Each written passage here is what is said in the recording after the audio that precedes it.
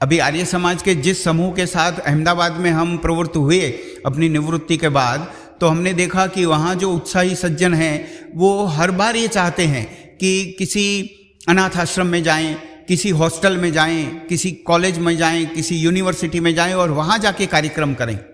तो इस तरह का कार्यक्रम का आयोजन वहाँ भी हो रहा है। आते 9, 10, 11 जनवरी को स्वामी विवेकानंद परिव्राजक जी के इस तरह के उसी समूह के द्वारा कार्यक्रमों का आयोजन हमने किया है। और उन आयोजनों में एक हॉस्टल में जा रहे हैं, 50 बच्चे वहाँ रहते हैं, वहाँ जाएंगे, स्वामी जी बात करेंगे, प्रश्नोत्तरी होगी।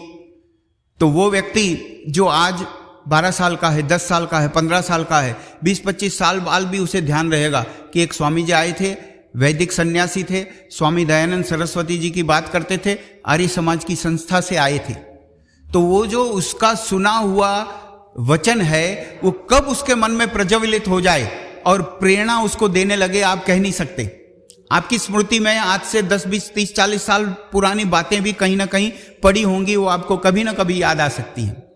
और एक विशेष कार्यक्रम ये हो रहा है जिसकी हम लगे हाथ आपको सूचना दे दें कि एक अंतिम दिन कार्यक्रम 11 जनवरी को हमने इस तरह का रखा है कि जिसमें लोग ऑनलाइन जुड़ेंगे वीडियो कॉन्फ्रेंसिंग के द्वारा, जूम माध्यम से, और वो लोग स्वामी जी के प्रवचन का लाभ लेंगे।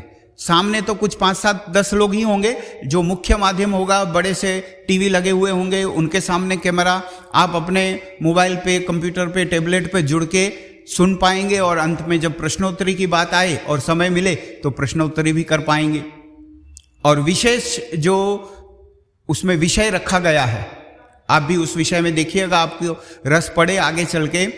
तो स्वामी विवेकानंद परिव्राजक जी न्याय दर्शन के निष्णात हैं, आपकी समाज में भी आते रहते हैं। दर्शन योग महाविद्यालय, रोजड़, साबरकांठा, गुजरात के जो संस्था है उसके निदेशक हैं।